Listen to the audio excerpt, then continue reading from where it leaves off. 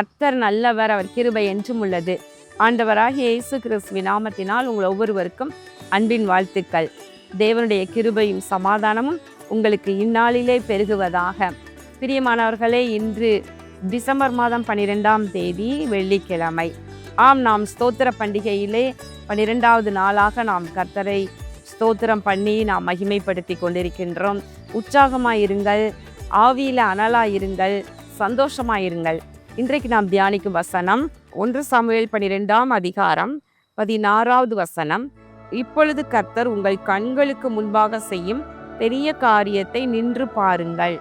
இப்பொழுது கர்த்தர் உங்கள் கண்களுக்கு முன்பாக செய்யும் காரியத்தை நின்று பாருங்கள் என்று கர்த்தருடைய வசனம் இன்று நமக்கு நேராக கடந்து வருகின்றது. பிரியமானவர்களே, எந்த காரியத்திற்காக எல்லாம் நீங்கள் இந்த நாட்களில் நீங்கள் ஜெபம் பண்ணி அல்லது கர்த்தருக்கு மகிமை செலுத்தி ஸ்தோத்திரம் செலுத்தி அவரை கொண்டாடி கொண்டு வர்றீங்களோ, கர்த்தர் உங்களுக்கு செய்யும் காரியத்தை உங்கள் கண்கள் பார்க்கும். நீங்கள் நின்று பார்க்க போறீங்க, நீங்கள் சந்தோஷமாக துதிக்க போறீங்க.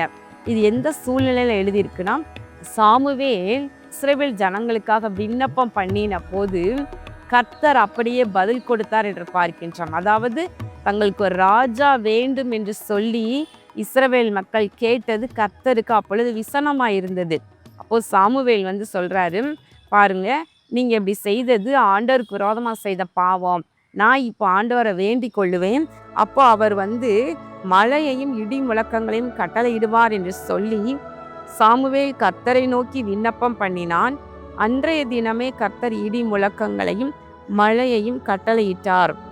அப்பொழுது ஜனங்கள் எல்லாரும் கர்த்தருக்கும் சாமுவேலுக்கும் மிகவும் பயந்து, பாருங்களேன், அவர் ஜெபம் பண்ணது வேற ஒரு காரியத்துக்காக. அதாவது ஜனங்கள் கர்த்தருக்கு விரோதமாக பாவம் செய்தாங்க, அதனால கர்த்தருடைய வல்லமையை காண்பிக்கணும். ஜெபம் பண்ணவொடனே கர்த்தர் எப்படி உடனே இடி முழக்கங்களையும் மழையை அனுப்ப போகிறாரு. அப்போ அதை பார்த்து ஜனங்கள் பயந்து கர்த்தர் மேல நம்பிக்கை வைக்கணும் அப்படின்னு சொல்வதற்காக அவர் ஜெபம் பண்றாரு.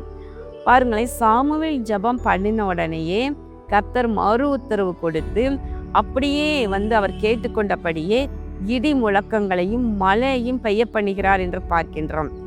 சங்கீதத்துல கூட அருமையான ஒரு வசனம் சொல்லுகிறது. சங்கீதம் 99ல் 6வது வசனம், அவருடைய ஆசாரியரில் மோசேயும் ஆரோனும் அவர் நாமத்தை பற்றி கூப்பிடுகிறவர்களில் சாமுவேலும் கர்த்தரை நோக்கி கூப்பிட்டார்கள், அவர் அவர்களுக்கு மறு உத்தரவு அருளினார்.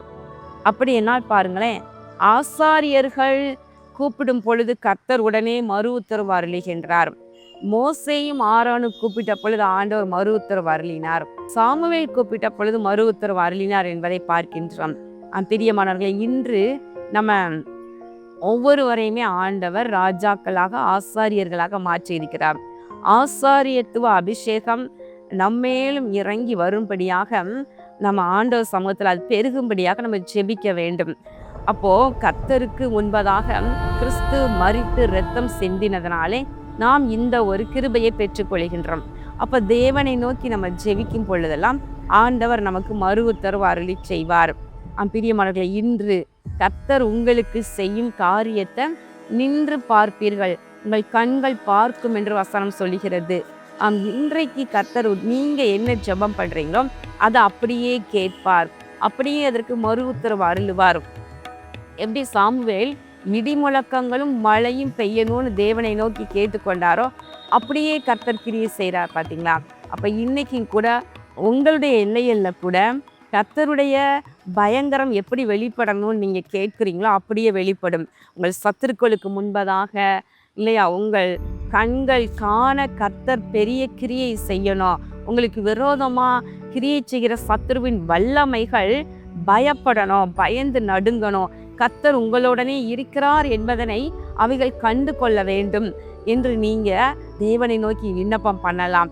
ஆண்டவரே, இதை எனக்கு விரோதமாய் கிரியை செய்கின்ற அந்தகார வல்லமைகள் பயந்து நடுங்கும்படியாக கர்த்தாவே ஒரு கிரியை செய்தருளும். அன்றைக்கு சாமுவேல் கூப்பிட்ட பொழுது இடி முழக்கங்களை அனுப்பினீர், பெரும் மழையை கட்டளையிட்டீர், ஜனங்களெல்லாம் பயந்தார்கள் என்று பார்க்கிறோம். இன்றைக்கும் எனக்கு விரோதமான சத்துருக்கள் பிசாசின் வல்லமைகள் பயப்படணும். உம்முடைய வல்லமையை நீர் அனுப்புங்க. நீர் எங்கள் எல்லைகளை கிரியை செய்யுங்க. நீர் கிரியை செய்கிறது எங்கள் கண்கள் காணணும் ஆண்டவரே.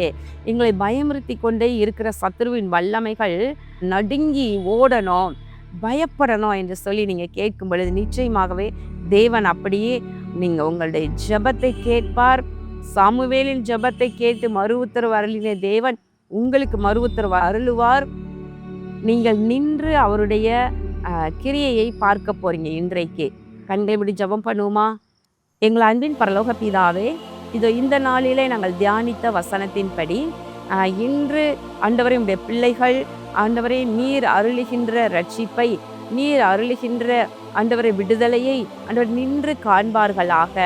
உம்முடைய சமூகத்திலிருந்து வல்லமை புறப்பட்டு வந்து இந்த பிள்ளைகளுக்கு விரோதமாக கிரியை செய்கின்ற சகல அசுத்த வல்லமைகளையும் சத்துருக்களுடைய ஆயுதங்களையும் நிர்மூலமாக்கி போடுவதை ஆண்டவரை அவர்கள் காண்பார்களாக. சாமுவேல் வேண்டிக் கொண்ட பொழுது பெரிய இடி முழக்கங்களையும் மழையையும் கட்டளையிட்டு நீர் ஆண்டவரே கர்த்தர் என்பதனை ஜனங்கள் முன்பதாக ஆண்டவரே ஒரு பயத்தை உண்டு பண்ணினீர்.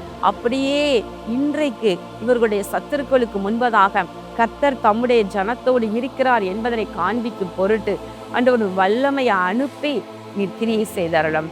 ஆண்டவராகிய இயேசு கிறிஸ்துவின் நாமத்தினாலே இந்த ஜெபத்தை ஏறெடுக்கின்றேன் நல்ல பிதாவே, ஆமென்.